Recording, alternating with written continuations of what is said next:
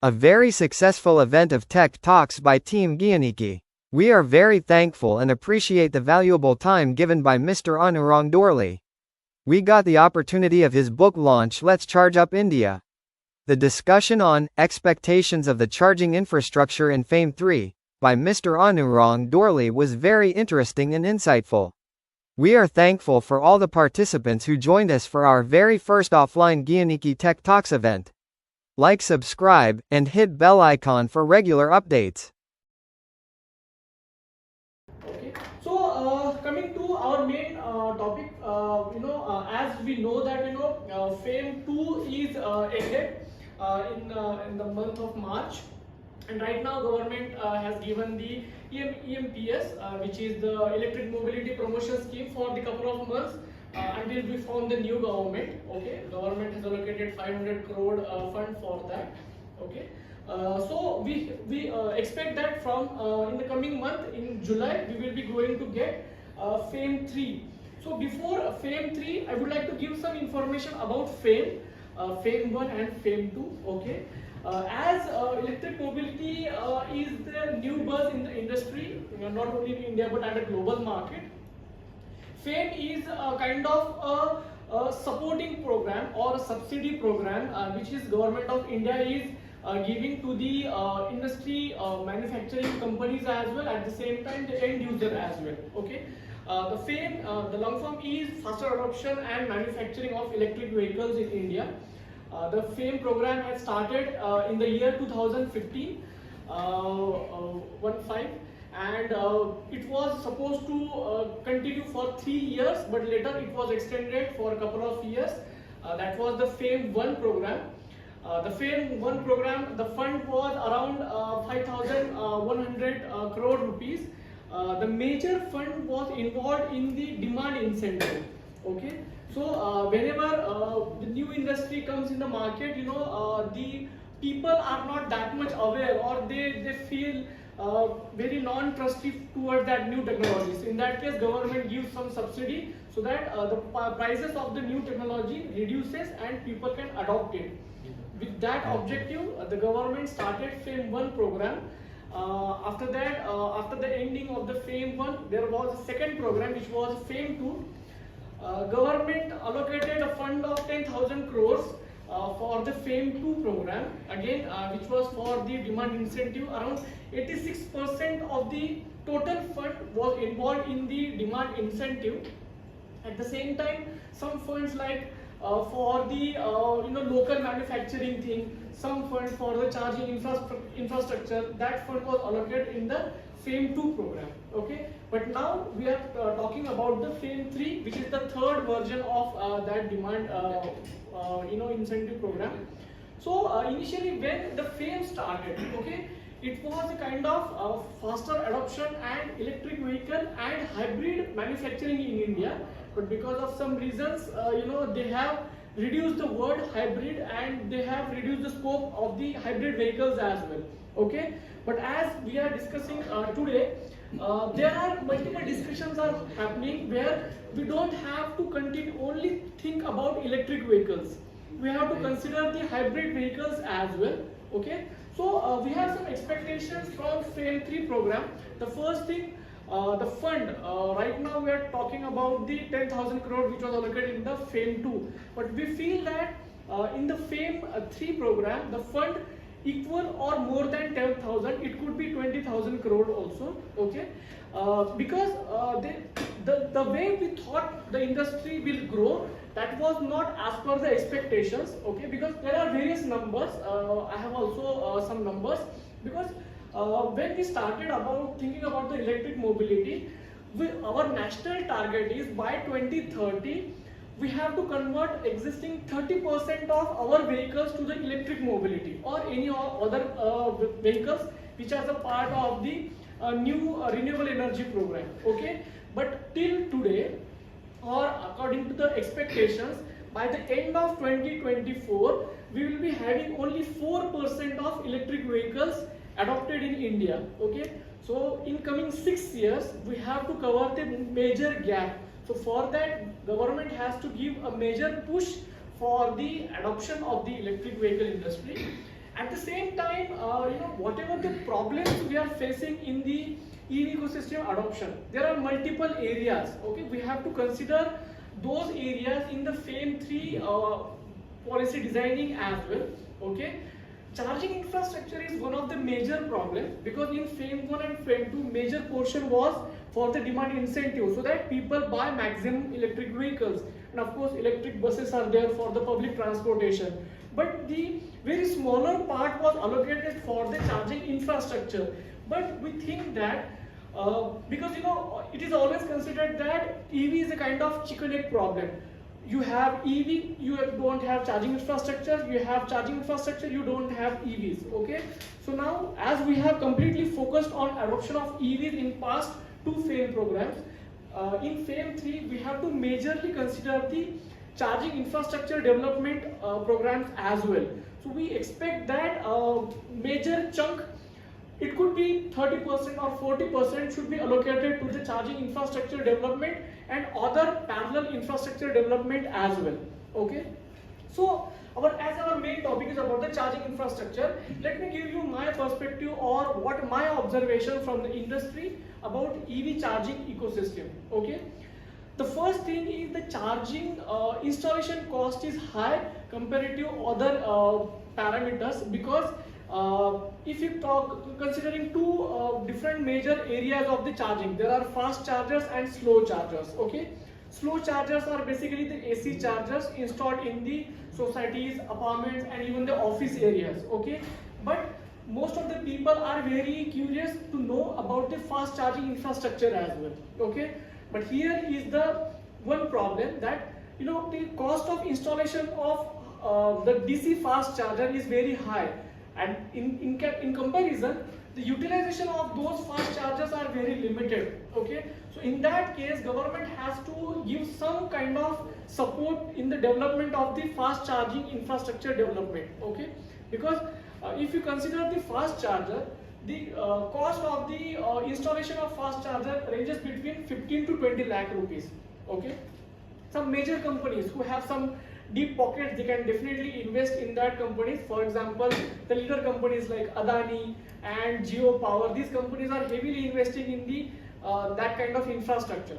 But there are multiple the small companies like solar companies who want to upgrade themselves from solar to EV industry. Okay, and they have very limited budget and they don't have that much power to create their own charging infrastructure network. They can start from their own cities, expand to their states and the nearby states as well. But because of the limited funds and the limited utilization of the charger, they are not able to recover their own investment amount from the charging infrastructure. So that is one of the area where government definitely think about to get some good chunk in their FAME 3 part. Apart from that, in EV charging industry, we do not have any standardization. Thankfully, for the DC fast chargers, we have multiple connectors done initially. There were GBT, there were CCS2 and ChargeUp. Thankfully, because of the OEM support, now the CCS2 is the connector gun is becoming standard, so that the same connector gun can be used for the multiple vehicles.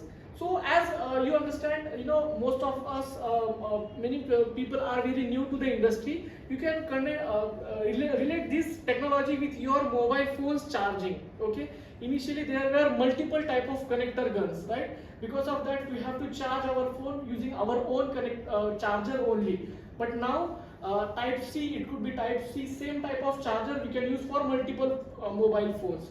Similarly, this is happening right now. This is happening in case of EV industry. So CCS2 is becoming a standard. At the same time, for AC chargers, the Type 2 connector gun is becoming standard for all the vehicles. We are seeing a good pattern for the four-wheeler segment, but not for the two-wheeler yet. Two-wheeler and three-wheeler, we still have multiple connector guns, and there is an ambiguity in the standardization format as well.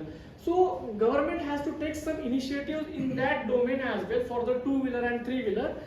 You must know about Ather have their own fast charger connector, and that connector is very compatible with the Vida Hero vehicles as well. Because you know both companies are same. Hero is already invested in Ather, right? But what about the other OEMs? Ola is there. These are the leader companies, but there are some smaller companies as well. So the connector gun standardization is very important for the faster adoption as well in the two-wheeler and three-wheeler segment. So this is another important point. While working in the industry, I interact with many charge point operators and EV charging network companies. Okay, so one major problem here is that all the charging stations, whatever the AC chargers and DC chargers, these charging stations are not on a single platform yet. Okay, only the people people are using very popular mobile applications. Some companies are very well funded. For example, Tata, ChargeZone, these companies are very well funded, so they market themselves very well, so that the end user is coming to know about their brand and using their mobile application. That is their scenario. Okay, but there are more than 150 plus EV charging network companies, and the CPOs operational in India, but unfortunately their name is not reached to the end customer. So people think that, you know what, while traveling from one city to another city, you know, I don't have enough charging points on my way. But that is not the reality. We talk about range anxiety. In India today, we do not have any range anxiety. Chargers are available there. Every infrastructure, major highways are covered with the charging infrastructure. The only thing is EV owners are not updated with those charging points. So particularly about the EV charging domain, we have to work on some common platform. You can relate it with the UPI, right? Using UPI, you can scan any QR code with any mobile application. It could be PhonePe, Paytm, or our banking applications as well. So UPI is a kind of common platform where we can exchange money. Similarly, we need a common platform where any EV owner, whether it could be a two-wheeler, three-wheeler or four-wheeler, they can check availability of any charging station from any state. Okay, it could be a slow charger as well and fast charger as well. Right now, if you are user of Ather have their own mobile application where their own chargers are listed on that mobile application, right? Every other company have their own mobile application, but for end user it is really tedious to download multiple applications. They only download when they know about that company. What about they don't know about that company's name also, right? So a common platform where all the chargers are listed. Right now we have some common platform. There are some government initiatives as well, some private companies as well. Okay. Government took one good initiative. They have the platform named EV Yatra. That is the central government's program. But as of now, today, we only see the charging station, but you cannot access the charger. Okay. So let me give some more idea about that platform and two different ways. While using the EV, while finding the charging station, there are two modes. One is a discovery platform and another is the accessing the charger platform. Okay, so you can consider Google Map as a discovery platform. If any charging station owner is there, they can list their chargers on Google Maps so that the end user will come to know. Google Map is one of the best charger discovery platform. Similarly, PlugShare is a global platform actually, but many CPOs already listed their chargers on the PlugShare as well. But again, PlugShare is a discovery platform. So you will see the charger using PlugShare. You can reach to the charger, but you cannot access the charger using PlugShare. Okay. You can make the payments using PlugShare. Yeah. So upgradations are coming on the way. Payment and charging station are completely connected with each other. Okay. There are multiple scenarios of the payment as well. I will come to those points as well. Okay. These are the initiatives by government and some other companies.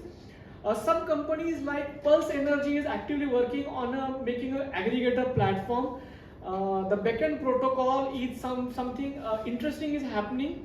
our respected sir Nandan Nilekani, who developed the Aadhaar system and the UPI platform as well. He is actually involved in the backend prototype development as well, and that is going to be a very good platform for the not only EV charging but energy transaction related things.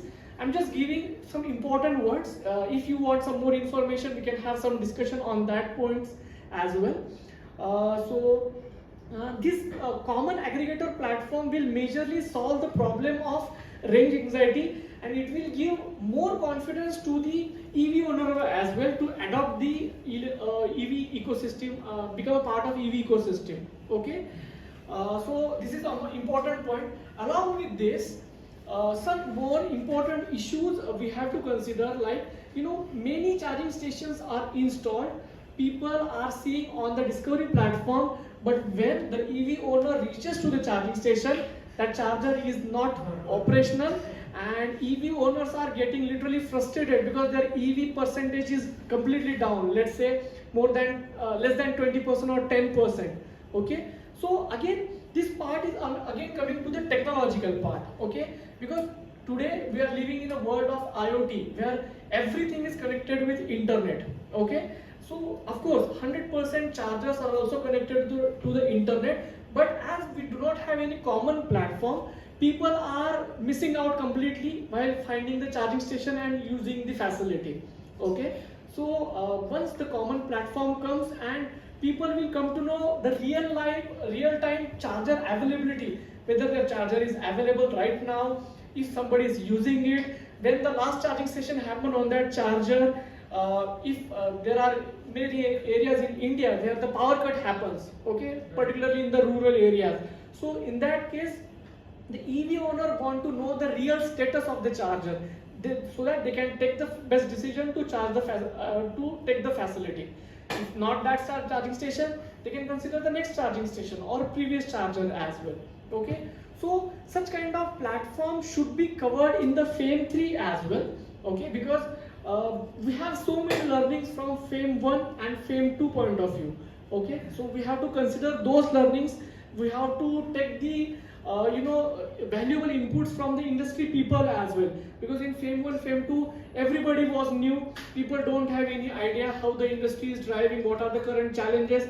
But now many startups are working in the EV ecosystem, EV charging ecosystem as well. So we have to take the feedback from those companies to make the technology better and implement the policies, right? Apart from that, in case of EV charging, payment is something we were talking about. Okay, so definitely we have history of UPI, and UPI is one of the most successful project, not for only in India but across globe as well. You must have heard news that many companies, like nearby companies like Nepal or Thailand or Singapore, these companies now these countries now adopting UPI technology from India. Okay, they're not thinking to develop by own, but they have trusted so much on the platform, they are actually adopting it. So we have to consider similar mindset for the development of the EV charging ecosystem as well, where we can make the standard thing. And according to the many experts across globe, people feel that India is a different market. Even you must have heard about the Uber CEO also said that it is really difficult to crack the Indian market from the price point of view, because in India we have multiple Indias there, multiple states are there, every mindset is different, every territory is different, graphical geographical locations are different, the weather is changes, right? So we have to consider this point not as a challenge but as a stepping stone to develop the next technology. If any company is getting succeed in India, there are more chances those companies will get succeed in the global market as well, considering all the important parameters.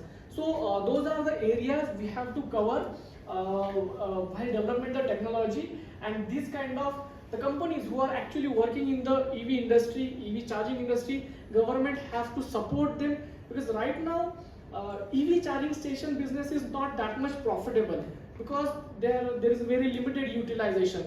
So we expect that in FAME 3 that kind of support we expect from the government, And it is not like that we completely have to depend on the government, but we have to consider ourselves, the companies also, as a group, so that we collaborate with each other and we have to work together.